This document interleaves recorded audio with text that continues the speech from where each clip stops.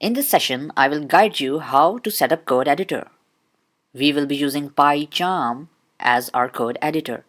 There are multiple code editors present, but we will be choosing PyCharm for coding because there are many benefits of using PyCharm. To get PyCharm, you have to open your browser and search PyCharm on Google.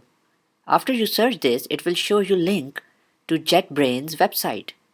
Here we can select this download option and go to this link. After you open this link, it will show you the professional and the community version of PyCharm. We have to download the community version because it's free and open source. So you just have to download the community version, and it's available in Windows, Mac and Linux as well. As I am using Mac, so on default it has selected Mac operating system. If you are using Windows, you can select Windows here, and if you are using Linux, you can select Linux here. When you press this download button, PyCharm code editor will be downloaded in your computer. And then you can simply open the downloaded file and it will be installed in your computer. And after that, when you open it, it will show you this screen. This is the launch screen of PyCharm. Here we can create new projects. We can open existing projects as well. So we will just create a new project. Here it asks for the name of the project, and it uses the default location in PyCharm projects. So we will just change the name here. I will change it to Python tutorial. So now when I click on this create button at the bottom, it will create the project. But that project will be empty and there will be no files in there. So we have to add Python files there in which we can code. So in the next video, I will teach you how to add Python files in that project. After the project is created, it will show you this screen. Here it shows you the name of your project. Now we have to add Python files inside of this project in which we have to work. So I will right click this project name and then new, and here we have Python file. As we have to code in Python, so we can choose this Python file.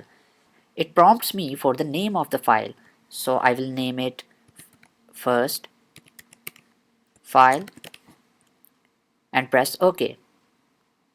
As you can see, it created a file named first file and its extension is py, which means that it's a Python file. Now I can write all my codes here. So let's write a single line of code. Print. We will learn it later in our lectures.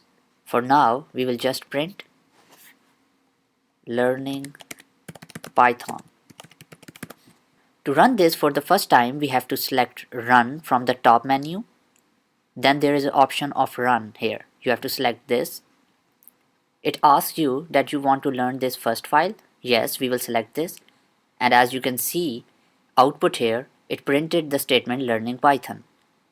We will discuss this print function later in our upcoming videos. So for now, you can just look at the output. This window here is the output window. It shows all the outputs of our code that we run. Now if you want to run the code again, for example, I added another line of print command here, learning Python 2. Now you don't have to go onto the top run menu. You have on the right top corner, you have this green arrow here. You can click this simply and it will run the code. As you can see, I clicked that green arrow on the right top corner.